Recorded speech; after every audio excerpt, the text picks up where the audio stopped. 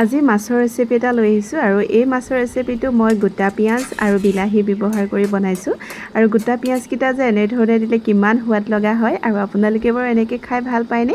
যদিহে এনেদৰে গোটা পিঁয়াজ দি নাই খোৱাটো খাই চাব দেই, মোৰ মানে খুবেই প্ৰিয়। তো গ্ৰেভি টাইপত বনাইছোঁ, তো ভাবিলোঁ অকণমান শ্বেয়াৰ কৰোঁ আপোনালোকৰ লগত মইনো কেনেধৰণে বনালোঁ। তো এতিয়া ব'লক কি বস্তু লৈছোঁ আপোনালোকক প্ৰথমতে দেখুৱাই লওঁ। আৰু এইফালে আজিৰ মাছটো হৈছে ৰৌ মাছ আৰু ৰৌ মাছ আমাৰ ঘৰত সকলোৰে প্ৰিয় আৰু ৰৌ মাছটো 1 কেজিতকৈ অকণমান ওজনটো বেছি আছিলে। তো এয়া দেখিছেনে ধুনীয়াকৈ কাটি কৰি থৈ গ'ল আৰু মই এয়া ধুনীয়াকৈ ধুই কৰি ল'লোঁ। কিন্তু মাছটো ডিম ওলাব বুলি ভবা নাছিলোঁ, কিন্তু অলপ ডিম ওলালে দেই। আৰু এইফালে মই আগতীয়াকৈ পিঁয়াজ কাটি থৈছিলোঁ, কাটি কৰি মই ধুই পেলানি পানীতে তিয়াই ৰাখিছিলোঁ আৰু এয়া দেখিছেনে পিঁয়াজকেইটা। আৰু ইফালে মই বিলাহীও ধুনীয়াকৈ ৰাখিছিলোঁ আৰু পিঁয়াজকেইটা চাওকচোন এনেধৰণে মই চুৰিখনৰ আগটোৱেদি অকিয়াই দিছোঁ। আগটোৱেদি নকৰিলেও হ'ব বা এনেধৰণে কৰিলেও হ'ব, দেখিছেনে। বহুত বেছি কাটি নিদিব আকৌ, যাতে আমি ভাজি থাকোঁতে যাতে এৰাই নাহে তেনেধৰণে কাটিব লাগিব। মানে এনেধৰণে দেখিছেনে, তেনেধৰণে পিছত জোলটোও সোমাই যাব আৰু মানে ফ্ৰাইটোতো বাৰু তেনেধৰণে গোটাকৈ নকৰোঁ, যেতিয়া পিঁয়াজ দিম তেতিয়াই দিম, আপোনালোকে চাই থাকিলে গম পাব। আৰু এইফালে বিলাহী লৈছোঁ আৰু এনেধৰণে মানে কি আলু দিওঁ ক'লেও দিব পাৰে, বইল আলু দিওঁ ক'লে দিব পাৰে, কিন্তু আমি আলু নাই দিয়া। আলুতকৈ মানে এনেধৰণে বনাই খাই ভাল লাগে বিলাহী আৰু পিঁয়াজৰ লগত। খুবেই সোৱাদ লগা এটা ৰেচিপি হয়, তো আপোনালোকেও ট্ৰাই কৰিব আৰু চাই থাকক মোৰ ভিডিঅ'টো শেষলৈকে। আৰু ভাল পালে লাইক কমেণ্ট কৰিবলৈ কিন্তু নাপাহৰিব আৰু আপোনালোকেও এনেধৰণে এদিন ট্ৰাই কৰিব দেই। আৰু ইয়াতে আপোনালোকে গোটা নহৰু দিব পাৰে, ধুনীয়াকৈ ধুই ধাই গোটাকৈও নহৰু দিব পাৰে। মই গোটাকৈ নাই দিয়া, মই এনেই মানে গোটা নহৰুটো দি দিয়া নাই, এনেই ফুটাকৈ নহৰু দিম। আৰু ইফালে মই আদা নহৰু এইফালে জলকীয়াকেইটা ফালি লৈছোঁ, এইফালে 4টামান পিঁয়াজ কাটি লৈছোঁ, এইফালে গোটা পিঁয়াজ আৰু এইফালে বিলাহী দেখিছেনে। আৰু এইফালে এতিয়া মই দিলোঁ পেনখনত অইল আৰু এই পেনখনত মই মাছ বনাই ভাল পাওঁ, কাৰণ কম তেলতে মাছটো ফ্ৰাই কৰিব পাৰি। তো সেইটো কাৰণে মানে কেৰাহীটো বহল হয় ন, আৰু ধুনীয়াকৈ মাছ ফ্ৰাই কৰিব পাৰি। 4-5 পিচ মাছ আৰু ধুনীয়াকৈ ফ্ৰাই কৰিব পাৰি, মানে ডাঙৰ মাছে ধুনীয়াকৈ 4 পিচ ফ্ৰাই কৰিব পাৰি। অলপ মাছৰ পিচটো সৰু হ'লে মানে 5 পিচো ফ্ৰাই কৰিব পাৰি। তো এতিয়া মই ধুনীয়াকৈ মাছকেইপিচ ফ্ৰাই কৰি ল'ম, বহুত বেছিও টান নকৰোঁ, বহুত বেছি টান কৰিলে গ্ৰেভিৰ লগত খাই বেয়া লাগিব। তো সেইকাৰণে অকণমান মানে বহুত বেছি ফ্ৰাই মানে টান কৰি নিদিওঁ আৰু, তো ধুনীয়াকৈ ফ্ৰাই কৰি ল'ম বাৰু। আৰু অকণমান গেছটো কমাই ৰাখি পেলানি ফ্ৰাই কৰিছোঁ। আৰু মই এনেধৰণে মাছ ফ্ৰাই কৰোঁ দেই, এটা ফালে মানে মাছটো সিজিলেহে মই ইলুটি কৰি দিওঁ। তো এয়া দেখিছেনে ধুনীয়াকৈ, তেতিয়া লাগিও নধৰে আৰু এইটো একদম মাছটো ফ্ৰেছ হয়। তো সেইটো কাৰণে। আৰু এইফালে দেখিছেনে ফুলি আহিছে, আৰু যিটো মাছ ফ্ৰেছ মাছ হয় ন, তো সেইটো ফ্ৰাই কৰিলে মানে ধুনীয়াকৈ ফুলি আহে। তো মই এতিয়া আকৌ ইলুটি কৰি দিলোঁ আৰু বেটাৰ কাৰণেতো ফ্ৰাই ৰাখি দিম বাৰু, তাতো অকণমান বেছিকৈ টান কৰি দিম আৰু বাকী আমাৰ কিডোখৰ কাঢ়ি দিম। তো আমাৰ কিডোখৰ যিহেতু গ্ৰেভিতে বনোৱা হ'ব, তো সেইটো কাৰণে। আৰু এইফালে দেখিছেনে মাছ ইতিমধ্যে হৈ গ'ল আৰু মাছকেইটাও ধুনীয়াকৈ কাঢ়ি কৰি ল'ম। তো এয়া। আৰু আপোনালোকে আজি ভাত কিহে ৰান্ধিলে জনাবচোন, কিহে খালে জনাব দেই। আৰু এয়া বেটাৰডোখৰ অকণমান মই আৰু অকণমান গৰম কৰি দিছোঁ, দেখিছেনে। এয়া। আৰু ইফালে মই আদা নহৰু অলপো খুন্দি কৰি ল'লোঁ আৰু এইফালে সেই তেলতে মই এয়া দেখিছেনে গোটা জিৰা দি দিছোঁ। আৰু বহুত বেছি তেল ব্যৱহাৰ নকৰিব, ময়ো বহুত বেছি তেল ব্যৱহাৰ কৰা নাইকিয়া। আৰু এতিয়া কিন্তু মোদীজীয়ে কম তেল খাবলৈ কৈ আছে দেই। আৰু এইফালে মই প্ৰথমতে দি দিছোঁ দেখিছেনে গোটা জিৰা, তাৰপিছতে দিলোঁ মই এইফালে গোটা নহৰু, আৰু এইফালে মই নহৰু আৰু আদা মানে পিহি লৈছিলোঁ আৰু সেয়া দি দিছোঁ দেই। আৰু এয়া দেখিছেনে। আৰু মই এয়া মানে জলকীয়াকেইটা, যিকেইটা জলকীয়া ফালি লৈছিলোঁ গোটাকৈ, সেই ফালি লোৱা জলকীয়াকেইটাও দি দিম এতিয়া। আৰু এইফালে দেখিছেনে এতিয়া ধৰিব পাৰিছে যিহেতু মই কিমান লৈছোঁ অইলটো, কিন্তু বহুত থকা নিচিনা লাগে কেৰাহীখনত, কিন্তু নহয়, তেল বহুত কম তেলতে এই কেৰাহীখনত বনাব পাৰি।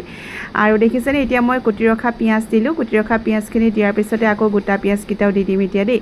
আৰু গোটা পিঁয়াজকেইটা তেলত, যদি আপোনালোকে বেছি তেলত ফ্ৰাই কৰি লওঁ বুলি ভাবে, তো অকণমান সৰহকৈ তেল মানে প্ৰথমতে ফ্ৰাই কৰি ল'ব পাৰিব মাছ ফ্ৰাই কৰাৰ পিছত।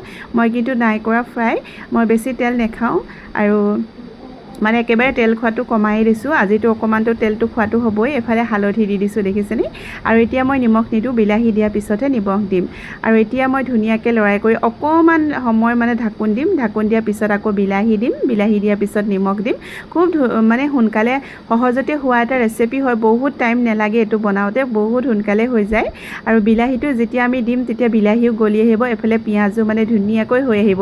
আৰু পিঁয়াজনো সিজিবলৈনো কিমান সময় লাগে হয়নে, পটককৈ সিজি যায়। যায় তো খুবেই এটা সুন্দৰ ৰেচিপি আৰু আলহী আহিলেও খুব ধুনীয়াকৈ এটা বনাব পাৰে আৰু ইয়াতকৈ বেছিও পিঁয়াজ দিব পাৰে আমাৰ কিন্তু মানে দুজনেহে পিঁয়াজটো খাম তো সেইটো কাৰণে মই সেই দুজনৰ জোখাতে দিছোঁ আৰু এইফালে দেখিছে এতিয়া মই বিলাহী দি দিলোঁ আৰু বিলাহী দিয়াৰ পিছত এতিয়া মই সোনকালে গলি আহিব যিহেতু আৰু এইফালে মই সোৱাদ অনুযায়ী নিমখ ব্যৱহাৰ কৰিছোঁ এতিয়া আকৌ ধুনীয়াকৈ লৰাই কৰি ঢাকোন দিম এতিয়া ধুনীয়াকৈ লৰাই দিম এয়া দেখিছেনে ধুনীয়াকৈ এতিয়া নিমখ দি ল'লোঁ আৰু এয়া নিমখ দিয়াৰ পিছত এতিয়া ধুনীয়াকৈ লৰাই দিছোঁ লৰাই দিয়াৰ পিছত আকৌ ঢাকোন দি ৰাখি দিম দেখিছেনে আজি বতৰটো বেয়া কিন্তু আমাৰ ফালে দেই খুব বতাহ দিছে আৰু এতিয়া ধুমুহা আহে নেকি ঠিক নাই একদম মানে বহুত বেছিয়ে বতাহ দিছে আৰু আপোনালোকৰ ফালে বতৰ কেনেকুৱা গৰম কেনেকুৱা জনাবচোন আৰু গৰমত খুব টেঙা খাব দেই টেঙাৰ লগতে পানী খাব পানী খুব বেছি খাব আৰু ময়ো খাইছোঁ তো সেইকাৰণে কৈছোঁ যে আপোনালোকেও খুব বেছি পৰিমাণে পানী খাব নেমু টেঙা খাব আৰু মাছৰ টেঙা জোল বনাই খাব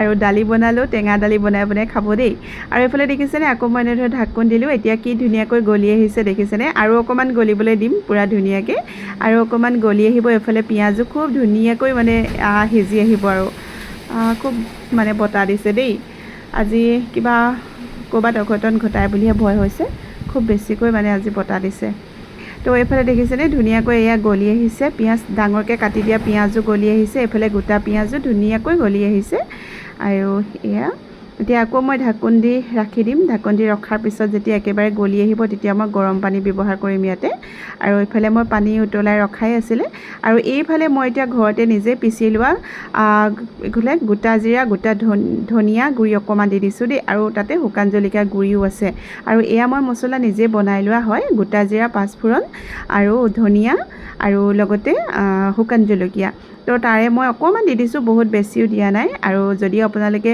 দিব বিচাৰে দিব পাৰে বেলেগ মছলাও গৰম মছলা কিবা দিওঁ ক'লেও আপোনালোকে দিব পাৰে মই কিন্তু নাই দিয়া এনেধৰণে মানে নিজে পিহি লোৱা মছলাই দিছোঁ আৰু এতিয়া দেখিছেনে মই কুহুমীয়া গৰম পানী ল'লোঁ একাপ চাহ খোৱা কাপেৰে পূৰা একাপ লৈছোঁ সেই প্ৰথমতে অকণমান দি ল'লোঁ আৰু পিছত অকণমান দি দিম আৰু যিহেতু গ্ৰেভি টাইপ বনাম ন তো সেইটো কাৰণে মই বেছি পানী ব্যৱহাৰ নকৰোঁ আৰু এইফালে দেখিছেনে বাকী থকাও দি দিলোঁ মানে পূৰা ফুলকৈ এক কাপ দি দিলেই হৈ যায় আৰু ধুনীয়াকৈ আৰু এতিয়া ধুনীয়াকৈ মই এয়া উতল আহিবলৈ দিম এক কাপ যদি তাতকৈ অকণমান বেছি দিব পাৰে 1.5 কাপমান পানী দিলেই হৈ যায় বহুত বেছি খালি দিব নালাগে আৰু এতিয়া মই ইয়াত দেখিছে ধুনীয়াকৈ হৈ গ'ল ইয়াতে মই চেনি অকণমান দি দিছোঁ দেই আৰু আপোনালোকে দিওঁ ক'লে দিব পাৰে আৰু চেনি অকণমান দি দিলে ধুনীয়াকৈ কালাৰো হৈ আহে আৰু এইফালে দেখিছেনে মই এতিয়া হৈ গ'ল দিব মাছ আৰু এইফালে মই এতিয়া মাছ কিপিচ দি দিম আমাৰ এয়া দেখিছেনে এনেধৰণে দি দিম আৰু দিয়াৰ পিছত অকণমান আকৌ গ্ৰেভিটো মাছত সোমাবলৈ দিম আৰু অকণমান উতল আহিবলৈ দিম এনেধৰণে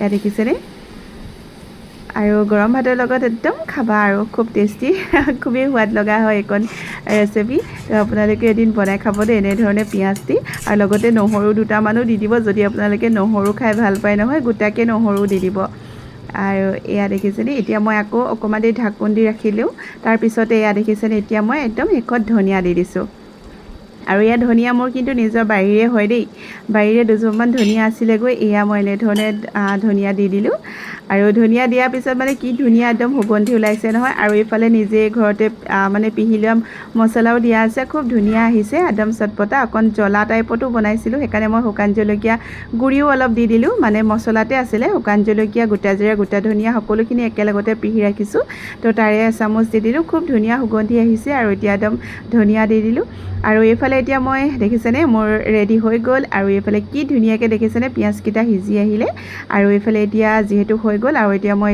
বাউল এটাত উলিয়াই পেলাই ৰাখি দিম আৰু ইফালে ভাত পাতিছোঁহে যিহেতু কেৰাহীত থ'লে বেছি সোনকালে ঠাণ্ডা হৈ যাব তো সেইটো কাৰণে মই এইফালে বাউল এটাত ৰাখি দিম ধুনীয়াকৈ ঢাকি কৰি আৰু আপোনালোকে ৰেচিপিটো মোৰ কেনেকুৱা লাগিলে কিন্তু জনাবলৈ নাপাহৰিব আৰু আপোনালোকেও এদিন ট্ৰাই কৰিব আৰু লগতে নিজেও খাব আৰু লগতে মানে আলহী আহিলেও বনাই খুৱাব খুবেই সোৱাদ লগা তো আজিলৈ আহোঁ বাই বাই লাইক এটা কৰিবলৈ নাপাহৰিব লগতে কমেণ্টটো